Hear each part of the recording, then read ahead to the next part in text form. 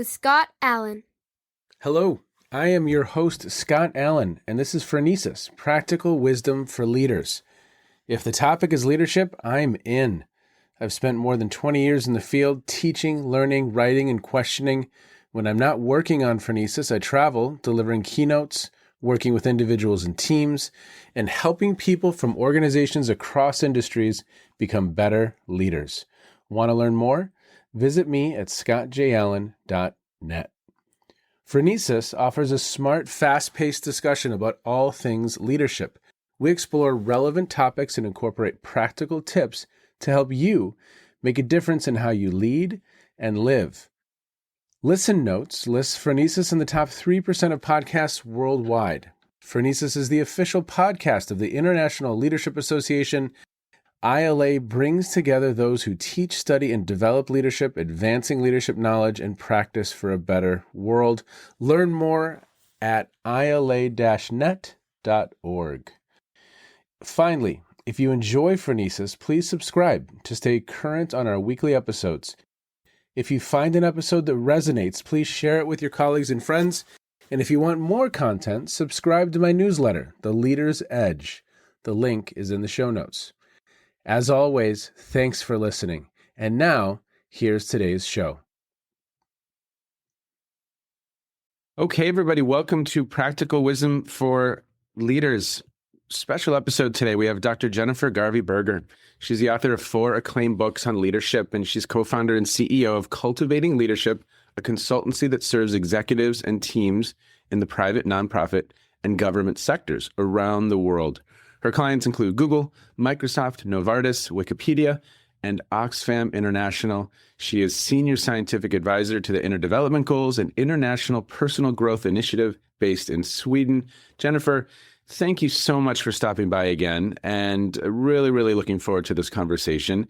The second edition of Changing on the Job is out, and you know what? I've been excited for this. I was excited in the lead up because you've done such a beautiful job of kind of engaging the community and saying, hey, should I write about this or should I go in this direction or what should we? So it was just a wonderful, wonderful lead up to the release of the book. I know it's been out for a while now, but today we're going to talk about forms of mind, complexity fitness. For those of you geeks out there who are into adult development, Bill Torbert and Bob Keegan endorsed the book. So that's a double win. And Jennifer, thank you. I'm going to stop talking and just let you say a quick hello from France. What's going on? Hey, Scott. It's great to see you again. There were parts of the book that were really fun to be working on, and there were other parts of the book that were really unpleasant to be working on. But one of the most fun parts of it was when I would come to my wit's end and I would turn to my LinkedIn community and say, literally no idea what to do now. Can you people help me? And it really did feel like I had a lot of friends helping. Yeah. A lot of friends helping with this one. Friends who I don't even know them. Yeah. And in the background, everybody at Cultivating Leadership had access to the manuscript. There was a Google Doc and everybody was dropping comments into the manuscript, the original Changing on the Job from 15 years ago, and then the manuscript that was unfolding for the new one. So I had a lot of support on this one. Oh, that's great. Crowdsourcing at its best. Okay, so let's bring listeners in a little bit. For listeners, this is Jennifer's second time on the podcast. So if you're just dropping in, push pause, go listen to that episode. It's an incredible conversation. There's a whole series that started with Jonathan Reams on adult development and have had Bill Torbert on the podcast. And so there's all kinds of opportunity to kind of get a little bit of a primer on adult development. But Jennifer, I'm going to give you a challenge. Can you do the 1 or 2 minutes on forms of mind? No worries. I remember when I asked Bob Keegan how fast adult development could be taught. And he said, yeah, I guess you could do it in like a 2-week long form course, but I don't like to do it in less than a semester. And I was thinking like 5, 10, 90 minutes. Like I was in the minute space and he was in the week space. Yeah. Which I understand. Okay, minute space. So the idea here is that each of us has kind of a lens through which we see the world. and we're unaware of it. It's invisible to us. It's just how we see it shapes everything. And it's very easy to recognize in children because their lens is so different from ours. But it turns out there are these organizing principles that shape the lenses adults look through as well. And I tend to kind of focus on 4 of those adult spaces, although 2 of them are much more common for adults.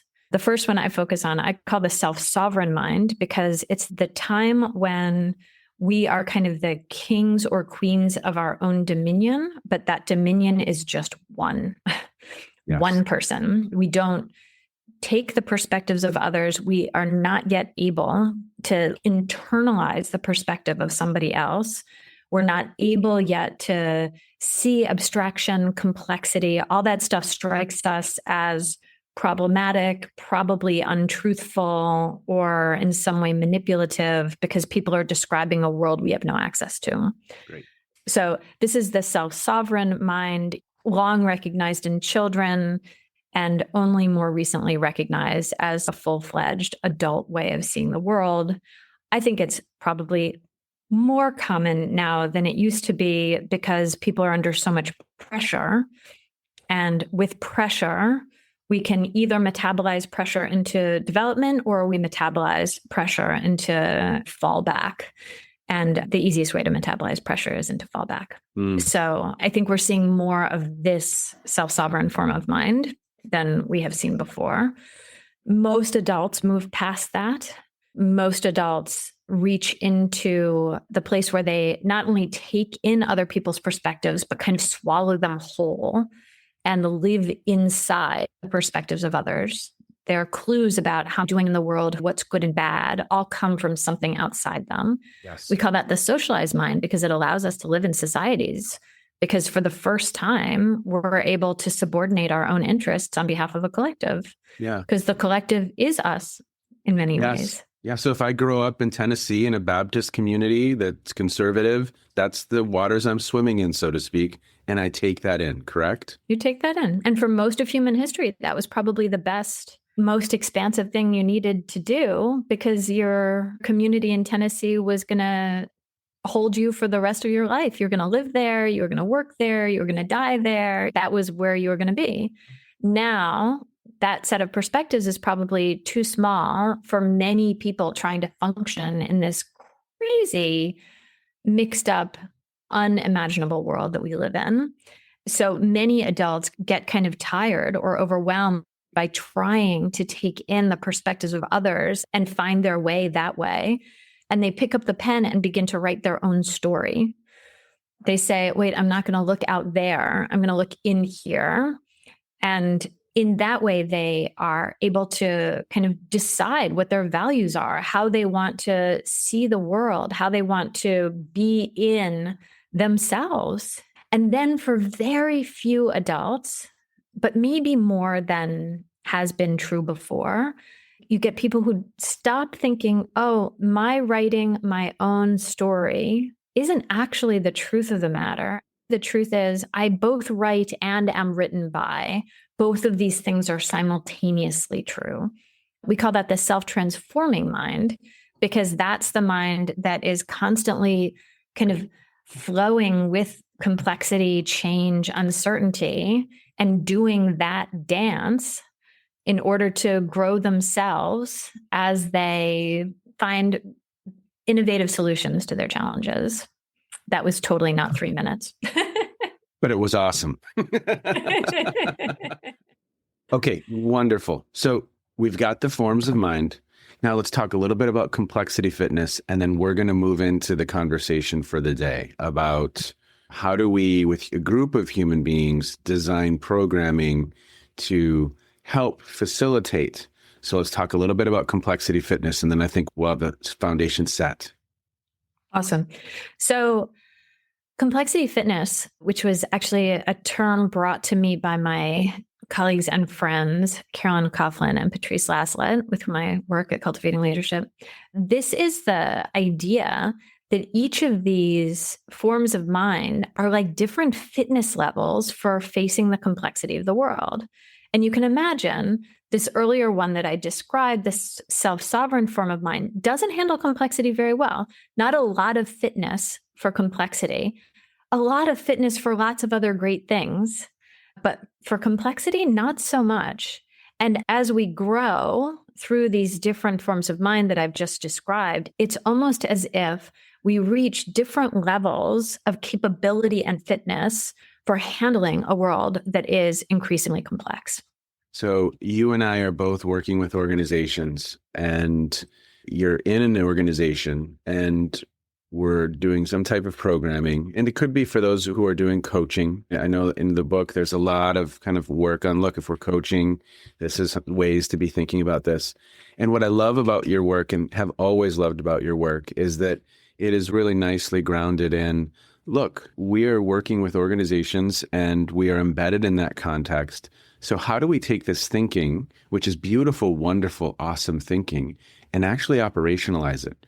Actually design programming that, and for listeners, you can imagine you're sitting in a room and there's 100 people. Well, think of the different forms of mind. If we could visualize that, and people's minds are in a lot of different places. How they're internalizing literally what you just said, it's happening in different ways. Correct, Jennifer? Yeah, absolutely. And so how do you design in a way where you can communicate with those four general frames of mind or forms of mind? How do you design in a way that's communicating and helping each of them progress or develop? Tim O'Brien was on the podcast I was telling you, and it was great because he wrote this paper. It was called Looking for Development and Leadership Development, so that it's developmental. It's a developmental experience. So bring listeners into a few ways you're thinking about that, because I just love, love, love that. Yeah, I have been thinking about this question. I wrote my doctoral dissertation on this question, whatever, 20 several years ago. Several years ago. It's terrifying. I still think about it all the time. We just designed a totally new program meant to be developmental for 200 leaders at a time. And we really thought about this question of, how do you get it developmental for 200 leaders at a time when those leaders are likely across a spectrum? And, depending on what you had for breakfast one morning and what you have for breakfast the next morning, you might be in a totally different place, you yourself. Yes. So the first thing I think we have to get clear on is, what do we mean by developmental? Yes. Right? Yeah. What is it that we're on about? And so those folks who think about the difference between what is often called horizontal development and vertical development, right? Horizontal is kind of, I think of as informational learning. Like, you'll learn more stuff, you'll learn to do a new task. It's super important. We're pretty good at it. By the time you get to be the sort of leader you and I work with in organizations, you're super good at that. The thing that they call vertical development is on a different axis. Right? It's this question of, not am I learning new stuff, but am I learning to see the world in a new way? The way I see the world now becomes visible to me in some way. You can't actually learn to see the world a new way until you notice that you've been seeing the world this way. It's not up for grabs. Yep. And so I think the first thing is for us to agree that something that we're going to call developmental offers people a chance to look at and potentially update or alter the way they've been seeing the world. This means the assumptions they're making, the implicit rules they live by, the way their identity is hooked onto this external thing or that internal thing, depending on their particular form of mind. So somehow we have to help make something visible for them and offer them a set of choices. Okay. So that's like just table stakes if you're going to be doing a thing called development, leadership development. I love the fact that you just kind of situated us in, look, if we're going to be talking about development, we have horizontal, we have vertical, we're talking about vertical development, or at least baking that into the learning experience, correct? That's right. And it doesn't mean that the skills and knowledge aren't incredibly important. Totally. These are incredibly important. 100%. It's just they're easier to access, and you don't need to think so much about forms of mind. If the thing that you're helping somebody learn to do is kind of frame a really good town hall. Let's say I'm just naively doing a session on influence tactics with a group of human beings. Great. You could go to some Robert Cialdini and his work on influence, but we could talk about influence. The person who you first described as you were talking about the model might take that information in as, oh, here's how I get what I want. Here's how I can manipulate. Here's how I can use this against them. Versus the person who's in a very different form of mind, the self-authored, is taking in that same information fundamentally a different way. And then we are shocked. Yes. At the that's end. Not what I meant. Yeah. I didn't mean to unleash that, right? Exactly. Which is why I find the line, which is nice in theory, between vertical and horizontal development much more blurry. Because as you said, the thing that you were just talking about looks kind of informational. Strategy. Information looks like skills. Actually, there's quite a lot of perspective taking and feedback skills. There's quite a lot of meaning making in feedback taking and giving. Yep. So anyway, I offer vertical and horizontal to get us into kind of the big room that we're in. But even once we're in that big room, there's gray, as you're pointing out.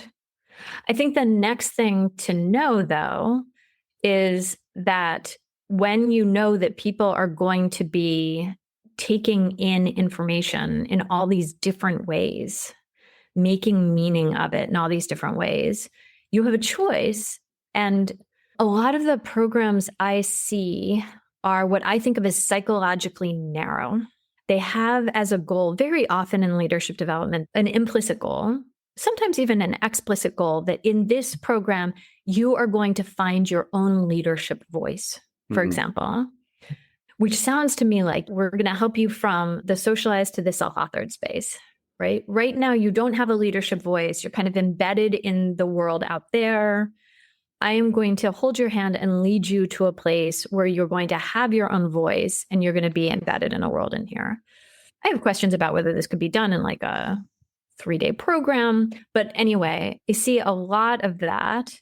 And the problem is that misses out such a huge percentage of the group that might be in front of you in that moment. There might be those who haven't yet internalized the voice of the organization, and teaching them to bypass that is problematic for all kinds of reasons. There might be those who had done this step that you're talking to a long time ago, and then they cross their arms and they're like, leadership development is stupid.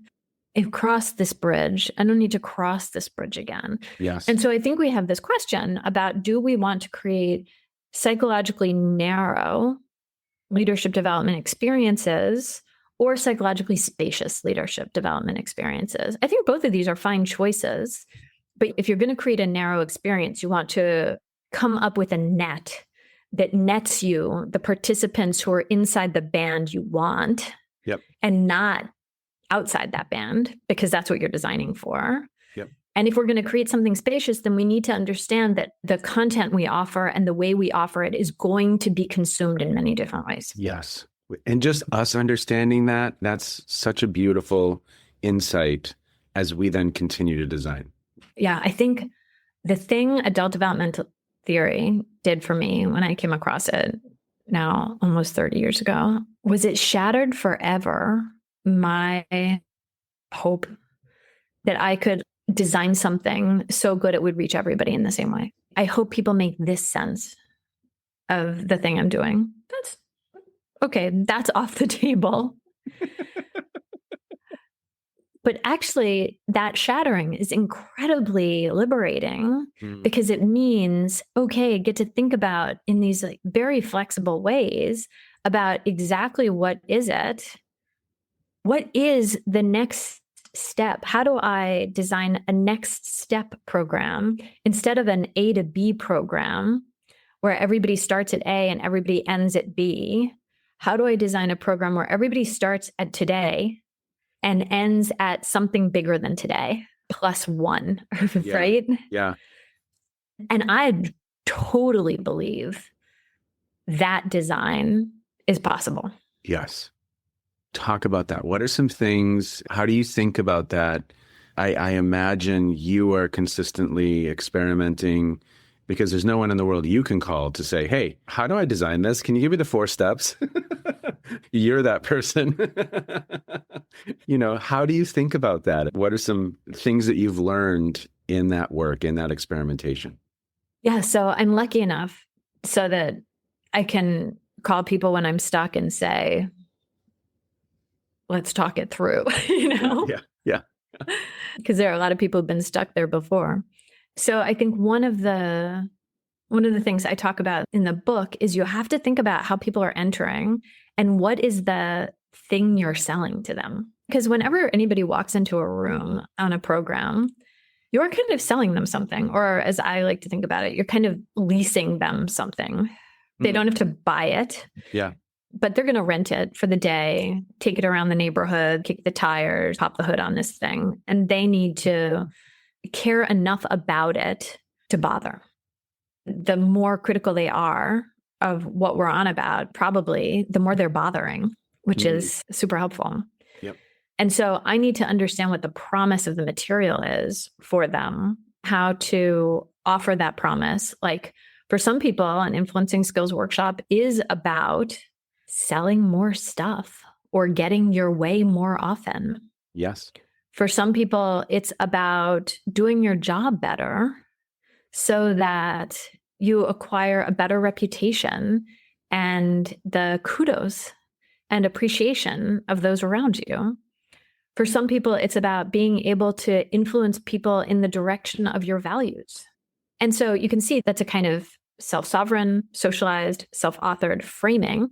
And you can say it in 20 seconds at the beginning of a day and make space for all of those interpretations and say, whatever you came for, I hope to get you a little further down that path. Yes. That's a really, really interesting way of just framing the day up. Whether you're here to learn how to sell more widgets or co-create with others more effectively, there's going to be something for me here. I love that. That's right. Because all those minds are in the room. They're all in the room. All those minds are in the room. And very often, I think some people have a reaction against developmental theory because it feels hierarchical. I think humans are constantly hierarchical. And developmental theory gives some form to that. I think it helps us be thoughtfully non-hierarchical. I don't know very many leadership development folks who would go in thinking the height of my day is helping people sell more widgets. That's not why we get out of bed in the morning. But it behooves us to remember that for some of our clients, that is why they get out of bed in the morning. 100%. And if we can offer them something that makes their lives better, we've done something.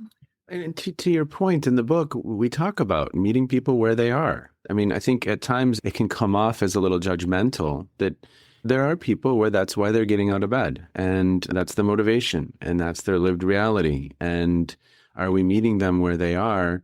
And then providing a learning experience that potentially opens their eyes to different ways of thinking, to nuances in some of that way of thinking, other forms. Because again, I can imagine you create an experience where we have a group of 6 people at a table. Those minds are going to be in different places. And if all of a sudden I'm sitting at a table and my only motivation is selling more widgets, but I'm hearing some others at the table discuss this topic in different ways, that's a learning opportunity for me. That's a perspective out there that isn't just kind of a transactional mindset. Yeah. And this is why one of our core rules is design for connection. Yeah. So how do we design so that people feel more connected to, more seen by their colleagues in the room, and also get a chance to see those colleagues and take on their perspectives? Because that's super developmental. Actually, It's great for the organization. It's great for knocking down silos, makes teams more effective, obviously. But it's also a fundamentally developmental activity. If I feel like my perspective is well taken by you, I open to the possibility that this is a thing. I have a perspective. You are taking it. I see that, and I see what that feels like. And then if I open to taking your perspective, as you said, our differences become small things for us to push against and learn from in ourselves. And that individual who may be a little further down the road can make a comment, and that might resonate, that might nudge. And again, for that individual who is only there to learn how to sell more widgets, I think that's a reality. And so I think at times, to your point, we can poo-poo that, but that's a reality, and that exists in organizational life. It's a thing, right? Now, it becomes problematic if you put that in a person in a position of authority. Pretty interesting adventures ensue sometimes, but no, I love that. How about one more, just kind of design, not rule, but design consideration as you're thinking about doing this work? I mean, I find it fascinating. I really, really do. Anything else come to mind? Another thing I think we don't think that much about as we go about our day as leadership development folks is, what is our participants' relationship to authority and to something like the truth? How do we get authorized to mean something for them? I often ask people who introduce me to introduce me in a way that credentializes me with the group. For some groups, that's my education. For some groups, it's the client list I serve. For some groups, it's something about me personally that gives me some kind of the organization I started and what that thing is like now and what I've done as a leader.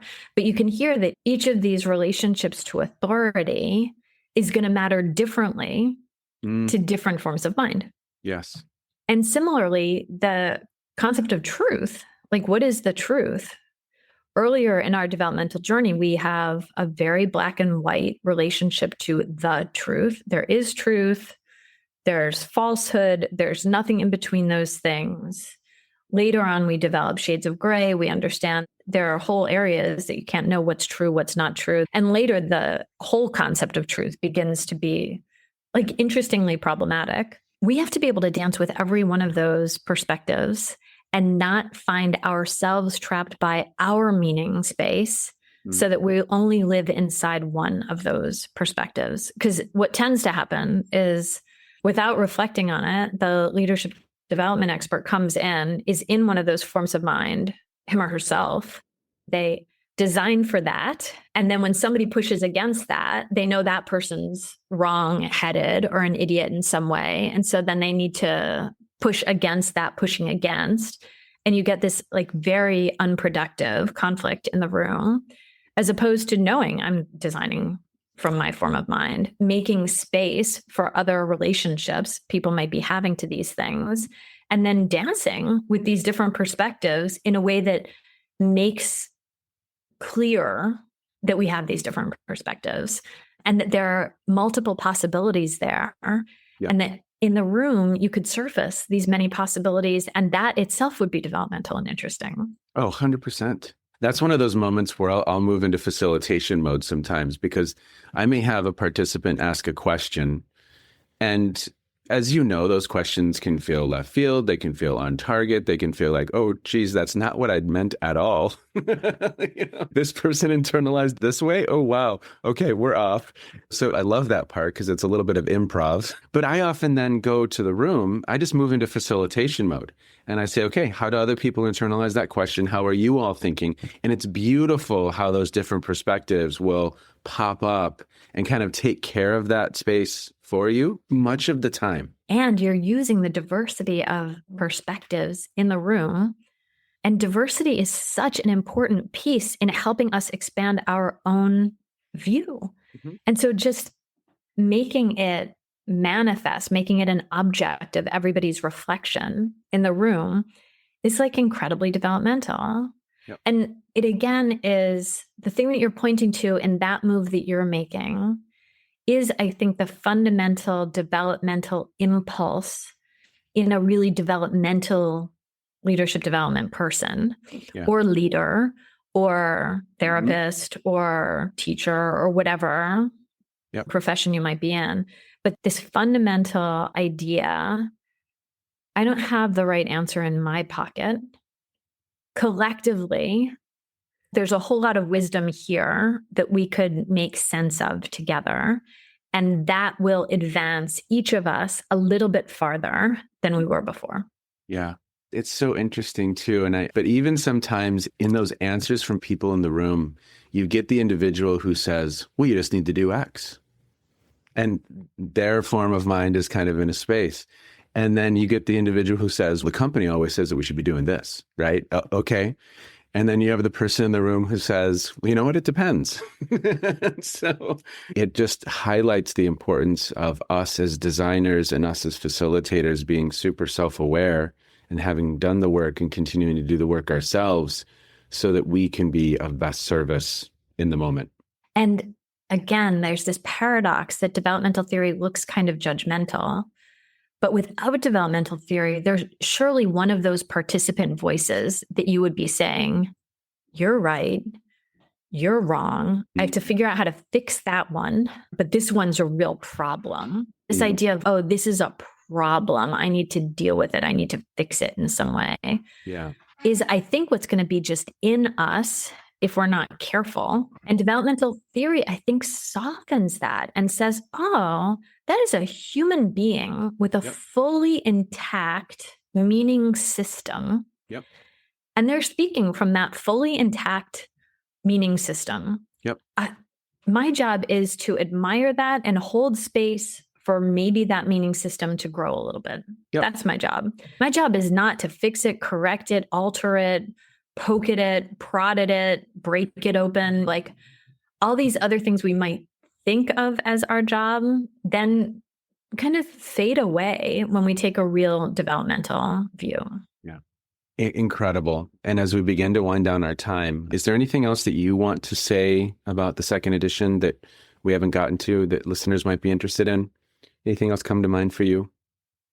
I really imagined the first edition as a way of offering to readers this whole magical atelier, workshop of all these tools that you could then use to design whatever you wanted to design. That's kind of what I was on about when I wrote the first edition. And over the years, I've discovered that there weren't enough instruction manuals in the atelier that I had created. This new edition is really meant to be useful for leaders, for people with a vague interest in development, for people with a passionate interest in development. It really is meant to be psychologically spacious, filled with entry points, connecting as possible. That's what I was on about. And I hope that those of you who are reading it are finding their way through it as a useful companion to make the world you're trying to make better. Again, so appreciate your work because there isn't enough out there that I know of, at least, that is really trying to help people think about operationalizing some of this work and creating learning experiences with this in mind. And so I have always just very, very much appreciated it and can't thank you enough for the work that you do. I always close out our conversations by just asking, what have you been listening to, streaming, reading? What's caught your attention in recent times? It may have to do with adult development. It may have nothing to do with adult development, but what might listeners be interested in? I have to say lately, given the world that we live in right now, I have been reading a lot of fiction, and particularly a lot of fiction that takes place I'm more drawn to fantasy than I have been before, and science fiction than I have been before. And here, I live in this odd communal space, and we've developed kind of a book club for escapists who want to spend some of our reading time escaping the current world and give our minds a break from it. Yes. All. So that has been what I'm on about. The next thing I'm going to read, which I've read excerpts of on the way out, but is just out, is the new book from Adam Kahane. Adam always has really interesting things to say about the world, and I'm super interested in the way he's thinking about how do we actually create social change in this moment. So that's just out maybe this week, maybe next week. Okay. So I'm keen for that thing to be released in my hands. Awesome. Jennifer, as always, thank you so much for stopping by today. Again, appreciate you, appreciate your work, and keep it up. Your gift of sharing how you're thinking about the world with the world, it's a wonderful thing. And so I appreciate you. Thanks so much for getting up so early this morning, Scott, to hang out with me. Of course, anytime. If you can't tell, I am a huge fan of Jennifer's work. She's doing incredible things out there in the world, helping us think about this topic of horizontal and vertical development in new and different ways. Definitely gave me plenty to think about and reflect upon. I hope you as well. So Jennifer, thank you so much for the good work that you do. For me, the practical wisdom is keep exploring, stay curious. Take care, everybody. Be well. Bye-bye. You have just finished another episode of Practical Wisdom for Leaders with Scott Allen. To contact me, visit scottjallen.net or send me a note at scott@scottjallen.net. I'm also on LinkedIn, so let's connect. If you have feedback, I'd love to hear it. And as always, thank you so much for listening. And now here's my daughter, Emily, with the outro.